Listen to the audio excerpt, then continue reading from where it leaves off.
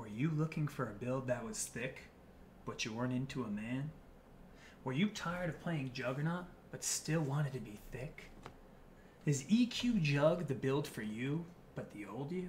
Are you looking for a new build that's both thick and EQ, but no Jug? Well, welcome to the EQ-OCCU. What I mean by that is, this is the THICCultist. This is Earthquake as an occultist. I have 4.2k health, and I'm level 68 with 944 strength. Also, Death's Oath.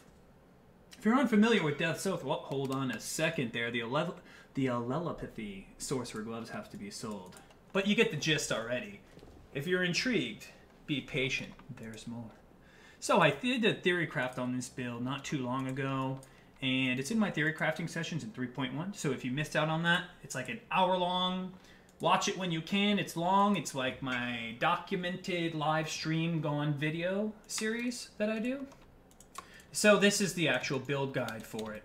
Currently, my damage, I don't want to do a map yet because I'm under on cold. I'm about to go up on cold. So this video is Katava down. Katava down, 0 maps accomplished. So Acts 1 through 10, this is my fastest Acts 1 through 10 I've ever done on any character. And the last time that this record was made was also by a strength stacking witch as an elementalist last league. I did a Brutus's Lead Sprinkler elementalist that was just dumb. 1500 strength, awesome build. I still have her. She was the Quixotic Quasar.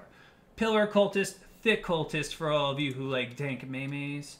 Here's Blood Aqueduct, which, yes, it is a 61 zone, but just as a quick what's going on. So I run Blood Rage with my Death's Oath. I run Sins of Birth and its Series Flask for extra damage as Chaos. I have 3 curses. My curses are Despair, Temp Chains on hit from my Tomb Fist Corrupt, and then Enfeeble Aura itself. This will be a quad cursor with Vulnerability as my last one. I have a lot of extra damage as Chaos from the Occultist herself.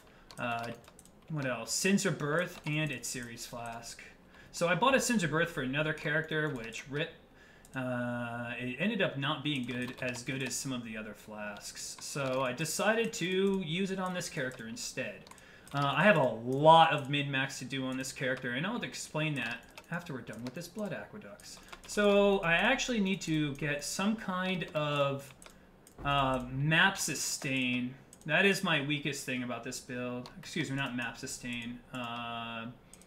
Degen sustain. So more regen is going to be imminent over my next few levels. This is both Death's Oath and Blood Rage degen that I'm tanking as a witch, mind you. I do a metric fuck ton of damage, and I'm really happy about this build. Pillar of the Cage God stacks with strength, so that's the only way you can make an efficient melee build as a witch that is life-based.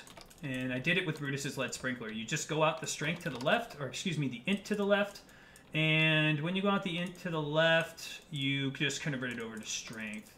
Let me get some of this up. These guys are going to give me some charges. Pop that. Alright, let's see what we got here.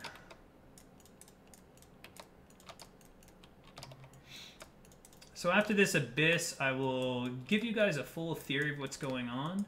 I need to roll an Eternal Flask, so that's first thing. Divine Instant is really, really doo-doo for this build because it just heals instantly. It doesn't accomplish anything that great for my character.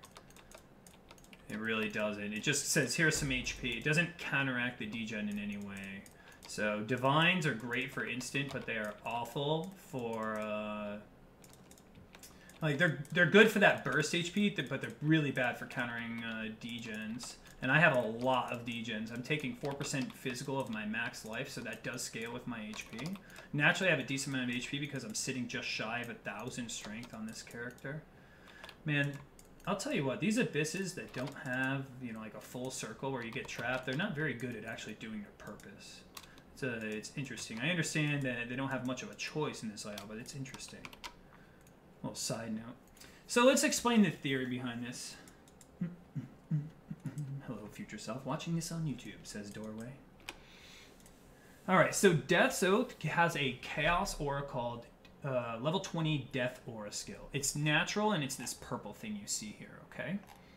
Now, this guy is scaled by whatever gems you put in here. So I have Efficacy, gives me more damage over time.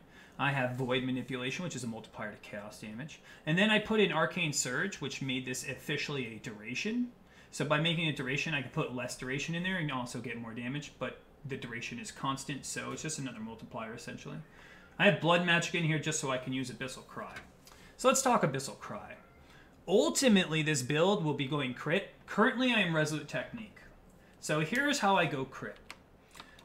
Forbidden Power, many of you may have never heard of before or just didn't know its name, but you knew what its function was. Forbidden Power gives +1 power charge and 10% chance to gain a power charge on critical strike. This is probably the least picked up, like I would say top 3 least picked up Ascendancy nodes, because why? There's so many other ways you can generate power charges, and 10% is really mediocre. Now granted, once you're close to crit cap, you know, it's no big deal. But when you first starting playing a crit build, it's like, yeah, you have to have like a really, really fast attack, like Spectral Throw or something that hits multiple times, Orbistorm, shit like that. It's just so meh, you know? It's Vile Bastion, Wicked Ward, Void Beacon, Profane Bloom, and Malediction. All 5 of these insanely outclass this. However, because I'm stacking Strength, because I'm using Pillar of the Cage God, and I'm converting my starter int right here, all of this int now becomes Strength. I am officially a red build. Think of me as red. I'm just an Occultist, which means Energy Shield is not red. We don't pick that up. This can be thrown in with red because this is extra damage off of my physical as Chaos. Ultimately, I could replace this by going Unholy Might Jewels with proper Flat Fizz to stave Strength in life, things like that.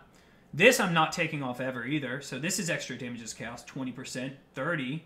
And then this gives me flat Chaos damage per curse. So right now it's 12% extra damage as Chaos. So this could go up to 16, it's pretty nice. And it also yields +1 curse. So I was thinking to myself, could I go a curse-based attack veiled stacking strength? And we theoried it out. So, you know, I did it as BLS, no problem, same exact starting. Right here's some regen, and actually I'm probably going to pick this up my next 3 levels. I need life. Mana regen's good because I don't have any mana leech. I don't have any mana leech, we'll talk about that in a bit. This literally is just strength. This dex is just for a quick path. I may pick up Purity of Flesh because it does have strength and chaos res on Death's Oath, so it does counter that. The life and mana is huge if you're going mana. Let's go up this way. We get strength from this int node. This int node is not useless. From this int node, we get crit to staves. Not useless. This int node leads to +1 curse, which ties in with +1 curse. Not useless. And curse effectiveness. We're scaling our damage through curses. Come down here. This is all red. This is just strength. Well, what's in this strength mess? Oh, that'd be Skittering Runes. That's also 20% curse effectiveness. So suddenly it's like, not stupid build. Strength, armor, damage. Here's an interesting thing. Pure talent for this build. This is where you can tie in the mana regen. As a Marauder connected to the starting area, I get 15% increased melee AoE. As connected to the Scion, I get 25 all attributes, paired with 50 all attributes from Death's Oath, and ultimately 25 all attributes from Abyssus, with melee crit multiplier and 40 to 60 freaking flat fizz. Like, I'm gonna be mad with that thing. Death's Oath will counter the downside, armor. But anyways, here's the last caveat. That's 100 all attributes between Abyssus, Death's Oath, and Pure Talent Scion. I'm Pillar. 100 flat attributes is insane. I get int, gives me AoE. So now, by connecting here, I get 15 AoE. And then my int is 240, so that's 12% increased area of effect, correct? So that's 27% increased AoE. I don't have to pick up stupid-ass blast radius. Like, I don't have to trudge through this. This is no blast radius now. Okay, suddenly this build is still making sense. And here's the mana regen. I've been waiting to tell you guys about this one. I get 0.5% of my maximum mana regenerated per second. Passively, because of pure talent. This node is useless, but now it's not. So the dead node is no longer a dead node. The first node says 0.5% max mana regen.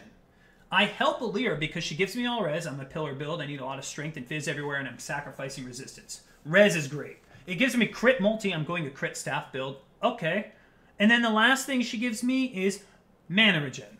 5 flat passive mana regen. Okay. So officially, without any mana leech, I am self-sustaining on mana regen as an attack build, and it's odd as hell, but I cannot complain. Never in my life has this happened in Path of Exile, except for like the Kriparian, Lightning Arrow, Vow Power Siphon, freaking mana, what was it, Aura Effectiveness Clarity BS back in the day. That's the only ever time I was able to play an attack-based mana regen. Usually it's always mana leech. Mana gain on hit was a thing at one point in time. Mana gain on kill even. But never have I actually been able to do that. I'm cool with that. Alright, so let's keep talking this theory. +1 curse we went into. Profane Bloom is just extra chaos damage. Alright, so Forbidden Power gives me +1 max power charge and power charge on crit. And it's not that good by itself, but it's good when you actually pick up Smashing Strikes, which is Endurance charge on melee crit, same ratio. And right here is Counterweight, which is just, this is 120% increased crit chance with crit multi. And now I'm getting pretty solid damage. You know, it's 18 strength, 10 strength is 18 increased fizz damage. So this accomplishes, this would have to be like 17 strength. It's like the equivalent of like probably like 15 to 17 strength, the amount of fizz I get from this. So it's pretty good. So now I'm getting endurance and power charges. Essentially, I can run Abyssal Cry now. So Abyssal Cry will go in my Death's Oath and get the same multipliers that Death's Oath gets. Instead of using like, I'll probably put in Swift Affliction for lesser duration because it's just more degen damage. So Swift Affliction. I don't even care if this has reduced duration because things are just going to die instantly anyway. So Abyssal Cry is going to be dumb. And I also have Temporal Chains on hit, which is Hinder plus ridiculous slow and duration. The Temporal Chains completely negates the lesser duration. So suddenly my Abyssal Cry, Profane Bloom, and then Earthquake. And Earthquake has chaos damage. I have quite a bit of chaos damage, as you guys saw. Like, let's see, right now, yeah, half of my fizz is chaos damage. So my last curse is Vulnerability. I'm going to try and get Quad Curse. It's going to be, it's not easy to get Quad Curse in this build, and I'm going to have to try and figure out how to do it.